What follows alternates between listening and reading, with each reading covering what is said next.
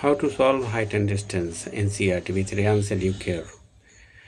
This is exercise 9.1 NCERT. Question number 2. A tree breaks due to a storm and the broken part bends so that the top of the tree touches the ground, making an angle of 30 degree. The distance between the foot of tree and the tree to the point where the top touches the ground is 8 metre. Then find the height of tree. ये हमारा question है.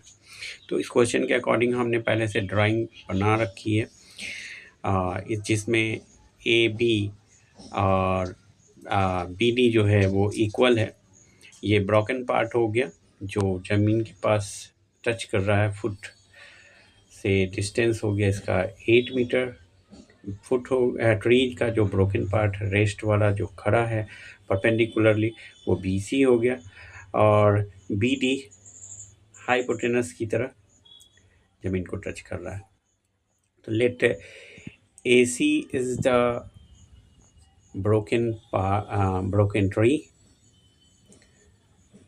ठीक है, पूरा जो tree है उसका length हो गया, हम लोग AC ले लेंगे, एंड इट इज़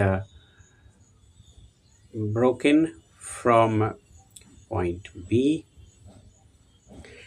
B के पास से ये टूट चुका है, और उसके बाद ये D पॉइंट पर टच कर रहा है जहाँ ये 30 डिग्री का एंगल बना रहा है.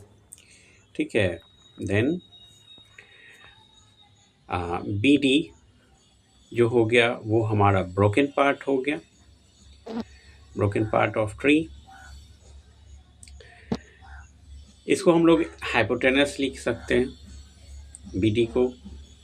ठीक है, अभी हम लोग के पास BD एज हाइपोटेनस आ चुका है. अब BD की लेंथ जो है वो AB के इक्वल है, बिकॉज ये AB जो है वो टूटा हुआ पार्ट है जो BD के फॉर्म में यहाँ डाउन होके 30 डिग्री का एंगल ग्राउंड पर बना रहा है. फिर CD जो हो गया वो हमारा बेस है ट्रायंगल का, जिसका लेंथ दिया गया है 8 मीटर. ठीक है, अब 8 मीटर CD की वैल्यू हो गई.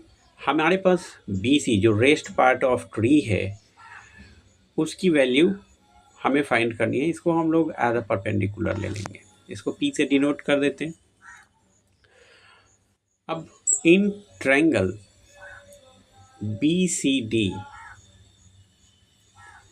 हमारे पास क्या आता है, अभी देखेंगे. हमारे पास 30 डिग्री है, 8 मीटर दिया गया बेस, और बेस और परपेंडिकुलर का कॉम्बिनेशन किस में होता है, किस ट्रिगोनोमेट्रिक वैल्यू के लिए, तो tan के लिए हम लोग यूज़ करते हैं. तो tan 30 डिग्री का एंगल बन रहा है, इसलिए हम लोग यूज़ करेंगे is equal to P/B. tan को हम लोग P/B लिख सकते हैं. तो P की वैल्यू नहीं दी गई है, बट बेस हमारा है 8, तो हम लोग 8B के जगह लिख लेंगे. अभी tan 30 डिग्री की वैल्यू कितनी आती है, तो 1/√3. अभी P तो हमारे पास नहीं है, उसको वैसे ही लिखेंगे, और 8 हम लोग लिख लेंगे. अभी क्रॉस मल्टीप्लाइड करेंगे इसको, तो हमारे पास क्या आता है, √3P is equal to 8.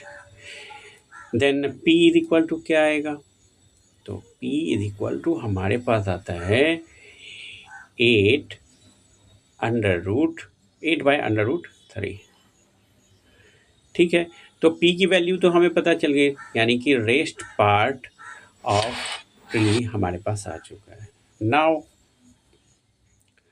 For finding H जो कि BD के फॉर्म में है. ठीक है, हाइपोटेनस, ये रेस्ट पार्ट है ट्री का जो टूट के और 30 डिग्री का एंगल बना रहा है. तो हमारे पास आ जाता है cos 30 degree is equal to BH. cos इसलिए लेंगे क्योंकि हमारे पास बेस है और हाइपोटेनस फाइंड करना है, तो बेस और हाइपोटेनस cos का कॉम्बिनेशन होता है. cos 30 डिग्री की वैल्यू होती है √3/2, उसे हम लोग लिख लेंगे. फिर हमारे पास आता है बेस की वैल्यू 8 है, 8/h, h हम फाइंड करने वाले हैं। अभी इसको क्रॉस मल्टीप्लाइड करने पर हमें मिलेगा √3h और 8 2 16 हमारे पास आ गया। तो h इज इक्वल टू क्या हो जाएगा 16/√3। ठीक है, अभी हमारे पास h की वैल्यू भी आ गई और p की वैल्यू हम लोग पहले ही फाइंड कर चुके हैं। तो नाउ हाइट ऑफ ट्री जो होती है वो क्या होती है, तो वो होती है p की वैल्यू और प्लस h की वैल्यू। ठीक है, तो हम लोग p की वैल्यू हमारे पास कितनी थी 8/√3, इसको हम लोग लिख लेंगे 8/√3 और प्लस h की वैल्यू 16/√3। दोनों को ऐड करने पर हमारे पास क्या आता है 24/√3। देन हम लोग के पास मिलता है 24/√3 बाय,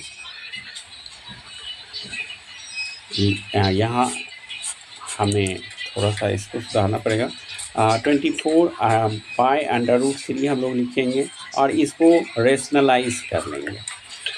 ठीक है, इसको रेशनलाइज कर लेंगे तो √3 से रेशनलाइज करने के लिए इसको मल्टीप्लाई करना पड़ेगा। हमारे पास आता है 24/√3/3। तो 3 8 या 24 हो गया हमारे पास। अभी हम लोग इसको लिखेंगे हाइट इज इक्वल टू जो ट्री की टोटल हाइट हो गई वो हो गई 8/√3 metre. Thank you, subscribe my channel.